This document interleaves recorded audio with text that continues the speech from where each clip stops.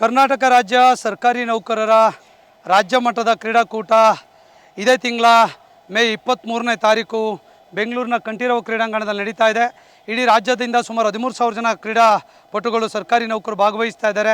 ಸುಮಾರು 125 ಈವೆಂಟ್ಗಳು sports and cultural ಈವೆಂಟಲ್ಲಿ ಅವರೆಲ್ಲ ಕೂಡ ಭಾಗವಹಿಸ್ತಾ ಇದ್ದಾರೆ. ಈ ಕ್ರೀಡಾಕೂಟವನ್ನು ನಾಳೆ 23ನೇ ತಾರೀಕು ಶನಿವಾರ ಸಂಜೆ 5 ಗಂಟೆಗೆ ಸನ್ಮಾನ್ಯ ಮುಖ್ಯಮಂತ್ರಿಗಳಾಗಿರುವಂಥ ಸಿದ್ದರಾಮಯ್ಯ ಸಾಹೇಬರು ಹಾಗೆ ಡಿ ಕೆ ಶಿವಕುಮಾರ್ ಅವರು ಉಪಮುಖ್ಯಮಂತ್ರಿಗಳು ಸಚಿವರು ಎಲ್ಲರೂ ಕೂಡ ಭಾಗವಹಿಸ್ತಾ ಇದ್ದಾರೆ. ಈ ಸಂದರ್ಭದಲ್ಲಿ ರಾಜ್ಯದ ಎಲ್ಲ ಸರ್ಕಾರಿ ನೌಕರ ಕ್ರೀಡಾಪಟುಗಳನ್ನು ಈ ಒಂದು ಕ್ರೀಡಾಕೂಟಕ್ಕೆ ಅತ್ಯಂತ ಪ್ರೀತಿಪೂರ್ವಕವಾಗಿ ಆಧಾರವಾಗಿ ನಾನು ಆಹ್ವಾನವನ್ನು ಮಾಡ್ತಾ ಇದ್ದೇನೆ. 3 ದಿನಗಳ ಕಾಲ ನಮ್ಮೊಟ್ಟಿಗೆ ಅತ್ಯಂತ ಸಂತೋಷ ಸಂಭ್ರಮದಿಂದ ಈ ಕ್ರೀಡಾಕೂಟದಲ್ಲಿ ಪಾಲ್ಗೊಳ್ಳಬೇಕು. ಒಳ್ಳೆ ಟ್ರೋಫಿ, ಒಳ್ಳೆ ಸರ್ಟಿಫಿಕೇಟ್ಸ್ ಮತ್ತು ಜೊತೆಗೆ ಒಂದು ನೆನಪಿನ ಕಾಣಿಕೆ ಈ ಬಾರಿ ಕೊಡ್ತಾ ಇದ್ದೇವೆ. ಎಲ್ರಿಗೂ ಊಟದ ವ್ಯವಸ್ಥೆ ಕೂಡ ತುಂಬ ಚೆನ್ನಾಗಿ ಮಾಡಿದ್ದೇವೆ. ಅದರ ಜೊತೆ ಈ ಒಂದು ಸಂಗೀತ ಸಂಜೆ ಮತ್ತು ಜಾನಪದ ಸಂಭ್ರಮ ಅನ್ನುವಂಥ ಕಾರ್ಯಕ್ರಮ ಕೂಡ ಪ್ರತಿದಿನ 2 ದಿನಗಳ ಕಾಲ ಸಂಜೆ ಕೂಡ ಮಾಡ್ತಾ ಇದ್ದೇವೆ.